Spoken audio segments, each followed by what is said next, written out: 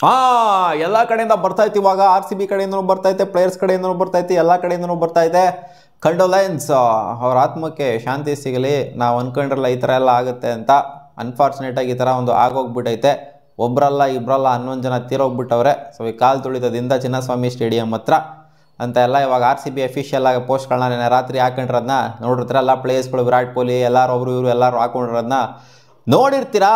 But ಏನು ಗುರು use ಏನಿದ್ರಿಂದ? ಅಲ್ಲಿ ಇವರು ಈ ಥರ ಎಲ್ಲ ಇನ್ಸಿಡೆಂಟ್ ಆಗ್ತಾ ಇದ್ರು ಕೂಡ ಒಳಗಡೆ ಪ್ರೋಗ್ರಾಮ್ನ ಮಾಡ್ತಾಯಿದ್ರಲ್ಲ, ಆ ಒಂದು ಇವೆಂಟ್ನ ಕ್ಯಾನ್ಸಲ್ ಮಾಡ್ದಂಗೆ ಆ ಪ್ರೋಗ್ರಾಮ್ನ ಮಾಡಿದ್ರಲ್ಲ, ಹೋಗ್ಬಿಟ್ಟು ಯಾರಿಗೂ ಟ್ರೋಫಿ ತೋರಿಸೋದು ಅದು ಇದೆಲ್ಲ ಮಾಡಿದ್ರಲ್ಲ. ಸೊ ಈ ಥರ ಈಚೆ ಕಡೆ ಎಲ್ಲ ಈ ಥರ ಆಗಿದೆ. ಹೊರಗಡೆ ಹೋಗ್ಬಿಟ್ಟು ಸೆಲೆಬ್ರೇಷನ್ ಮಾಡಿದ್ರಲ್ಲ. ಸೊ ಇದು ಕ್ರೂರತ್ವಲ್ವಾ ಅಂತ ಸ್ವಲ್ಪ ಜನ ಹೇಳೋರು ಇರ್ತೀರ. ಆ್ಯಕ್ಚುಲಿ ಇಷ್ಟ ಆಗಿರೋದಿಲ್ಲ ಯಾರಿಗೂ ಕೂಡ. ಈ 11 ಜನ ಈ ಥರ ಎಲ್ಲ ತೀರ್ಕೊಂಡಿದ್ದಾರೆ ಅಂತ ಅವಾಗಲೇ ಪಟ್ ಅನ್ನಂಗೆ ನ್ಯೂಸ್ ಬಂದ್ಬಿಡ್ತು. ಅವ್ರ ಸ್ಟೇಡಿಯಂಗೆ ಹೋಗೋಕ್ಕಿಂತ ಮುಂಚೆನೇ ಅಷ್ಟೊಂದು ನ್ಯೂಸ್ ಬಂದಿತ್ತು, ಇಷ್ಟು ಜನ ತೀರ್ಕೊಂಡಿದ್ರೆ ಅಷ್ಟು ಜನ ತೀರ್ಕೊಂಡಿದ್ರು ಅಂತ.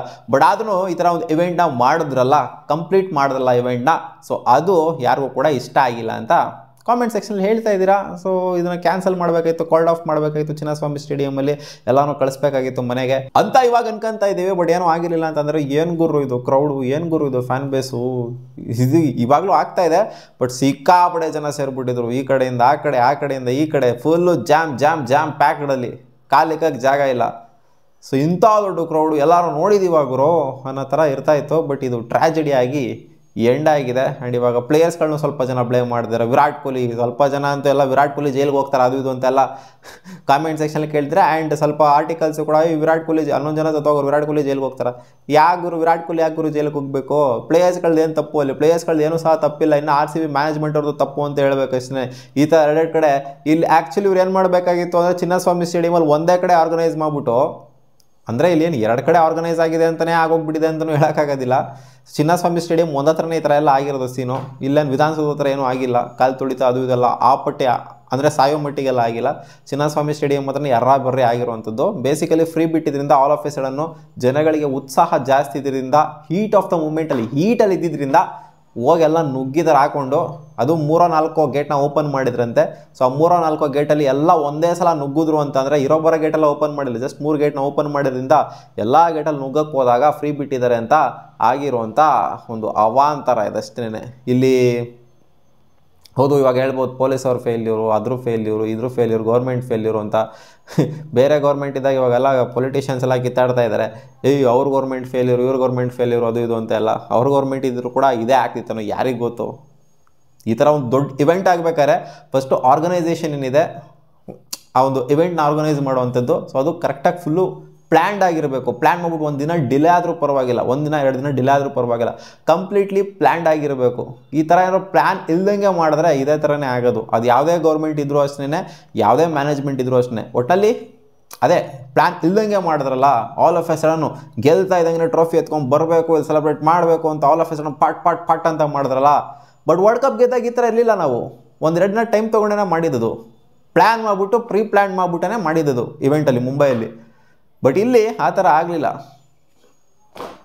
ಪ್ಲ್ಯಾನು ಇಲ್ಲ, ಬದನೆಕಾಯಿ ಇಲ್ಲ, ಏನೂ ಇಲ್ಲ ಗುರು. ಸಿಂಪಲ್ಲಾಗಿ ಹೇಳಬೇಕು ಅಂತಂದರೆ ಈ ಥರ ಆರ್ಗನೈಸ್ ಮಾಡಬೇಕು ಒಂದು ಇವೆಂಟ್ನ ಅಂತ ಏನೂ ಇಲ್ಲ. ಒಂಥರ ಗುಂಪಲ್ಲಿ ಗೋವಿಂದ ದೊಂಬಿ ಮಾಡಿದ್ರೆ ಇದೇ ಥರ ಆಗೋದು. ಇಲ್ಲಿ ಯಾರನ್ನೂ ಬ್ಲೇಮ್ ಮಾಡೋವಂಥ ಆಗತ್ತೈತೆ ಎಲ್ಲ. ಪೊಲೀಸ್ ಅವ್ರನ್ನೇ ಆಗಿರಲಿ, ಒಂದು ಗೌರ್ಮೆಂಟ್ನೇ ಆಗಿರಲಿ, ಏನು ಮಾಡುತ್ತೆ ಅವ್ರಿಗೂ ಪಾಪ ಖುಷಿ ಸೆಲೆಬ್ರೇಟ್ ಮಾಡಲಿ ಬಿಡಿ ಅಂತ. ಸೊ ಅವರು ಅದನ್ನು ಮಾಡಿದ್ರಷ್ಟೇ. ಇವಾಗ ಗೌರ್ಮೆಂಟ್ದು ಫುಲ್ ತಪ್ಪು ಅಂತಲೂ ಕೂಡ ಹೇಳೋದಕ್ಕಾಗೋದಿಲ್ಲ. ಆ್ಯಂಡ್ ಈ ಕಡೆ ಪೊಲೀಸವ್ರು ತಪ್ಪು ಅಂತಲೂ ಹೇಳೋಕ್ಕಾಗಲ್ಲ. ಯಾರ್ದು ತಪ್ಪು ಅಂತ ಕೇಳಿದ್ರೆ ಜನಗಳದ್ದು ತಪ್ಪು ಅಷ್ಟೇ. ಅಲ್ಲ ಪಾರ್ಟಿ ಜನ ಇದ್ದಾರೆ ಅಂತ ಗೊತ್ತಿದ್ರು ನುಗ್ಗೋದಿದೆಯಲ್ಲ. ಸೊ ಅದು ಇಲ್ಲಿ ಯಾರನ್ನೂ ಬ್ಲೇಮ್ ಮಾಡೋಂಥ ಅಗತ್ಯತೆ ಇಲ್ಲ. ಫಸ್ಟ್ ನಾವು ಸರಿ ಇರಬೇಕು. ನಾವು ಚೆನ್ನಾಗಿತ್ತು ಅಂದರೆ ಇಲ್ಲಿ ಜನಗಳೇ ಗೌರ್ಮೆಂಟ್ ಹಂಗೆ ನೋಡೋಕೆ ಹೋಯ್ತು ಅಂತಂದರೆ, ಜನಗಳಿಗೆ ಬುದ್ಧಿ ಇತ್ತು ಅಂತಂದರೆ ನೆಟ್ಟಿಗಿರುತ್ತೆ ಎಲ್ಲನೂ. ಜನಗಳಿಗೆ ಬುದ್ಧಿ ಇಲ್ಲ ಅಂತಂದರೆ ಅಲ್ಲಿ ಆ ಪಾರ್ಟಿ ಕ್ರೌಡ್ ಇದ್ರೂ ಕೂಡ ಅಲ್ಲಿ ನೂಕಾಟ ಪಳ್ಳಾಟ ಪಟ್ಕೊಂಡು ಹೋಗಬೇಕು ಅಂತ ಅವ್ರಿಗೆ ತಲ್ಲಿದೆ ಅಂತಂದರೆ ಏನೂ ಮಾಡೋಕ್ಕಾಗಲ್ಲ. ಚಿನ್ನಸ್ವಾಮಿ ಸ್ಟೇಡಿಯಮಲ್ಲಿ ಒಂದು ಕಡೆನೇ ಈ ಒಂದು ಇವೆಂಟ್ನ ಮಾಡಿತ್ತು ಅಂತಂದರೆ, ಈ ಎಲ್ಲ ಸೋಕಾಲ್ಡ್ ಪೊಲಿಟಿಷಿಯನ್ಸ್ ಏನಿದ್ದಾರೆ ಅವರೆಲ್ಲ ಚಿನ್ನಸ್ವಾಮಿ ಸ್ಟೇಡಿಯಂಗೆ ಬಂದ್ಬಿಟ್ಟು ಫೆಲಿಸಿಟೇಟ್ ಮಾಡಿತ್ತು ಅಂತಂದರೆ ಬಹುಶಃ ಈ ಥರ ಒಂದು ಇನ್ಸಿಡೆಂಟ್ ಆಗ್ತಿರಲ್ಲ ಅಂತ ಕಾಣಿಸುತ್ತೆ. ಯಾಕಂದರೆ ಅಲ್ಲಿನ ಪ್ರೊಟೆಕ್ಷನ್ ಇಲ್ಲಿನ ಪ್ರೊಟೆಕ್ಷನ್ನು ಸೊ ಎರಡು ಡಿವೈಡ್ ಆದಾಗ ಅಲ್ಲಿನ ಪ್ರೊಟೆಕ್ಷನ್ ಇಲ್ಲಿಗೂ ಬಂದಿತ್ತು ಅಂತಂದಿದ್ರೆ ಸೊ ಬಹುಶಃ ಕಂಟ್ರೋಲ್ ಮಾಡ್ತಾ ಇದ್ರೇನೋ.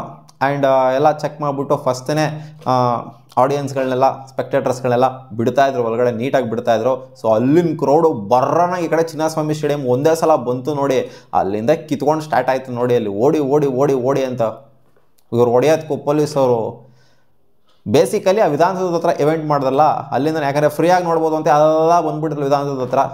ಫ್ರೀಯಾಗಿ ಮಾಡಿದೆ ಅಂದರೆ ಪ್ರಾಬ್ಲಮ್ ಆಗಿರೋದು. ಕಾಸು ಕೊಟ್ಬಿಟ್ಟು ಏನಾದ್ರು ನೋಡೋ ಥರ ಮಾಡಿತ್ತು ಅಂದರೆ ಖಂಡಿತ ಈ ಪ್ರಾಬ್ಲಮ್ ಅಂತೂ 100% ಆಗ್ತಿರಲಿಲ್ಲ. ಇದರಿಂದ ಗೊತ್ತಾಗಿದೆ ನಮಗೆ ಫ್ರೀಯಾಗಿ ಏನಕ್ಕೆ ಯಾವ ಇವೆಂಟ್ನು ಮಾಡಬಾರ್ದು ಅಂತ. ಫ್ರೀಯಾಗಿ ಮಾಡಿದ್ರೆ ಈ ಥರ ಆಗುತ್ತೆ ಅಂತ. ಸೊ ಇನ್ನು ಯಾವ ಇವೆಂಟ್ನು ಕೂಡ RCB ಫ್ರೀಯಾಗಂತೂ ಮಾಡೋಕ್ಕೆ ಹೋಗೋದೇ ಇಲ್ಲ. ಮತ್ತೆ ಸಿಗೋಣ ಮುಂದಿನ ವಿಡಿಯೋದಲ್ಲಿ ಗಾಯ್ಸ್. ಬಾ.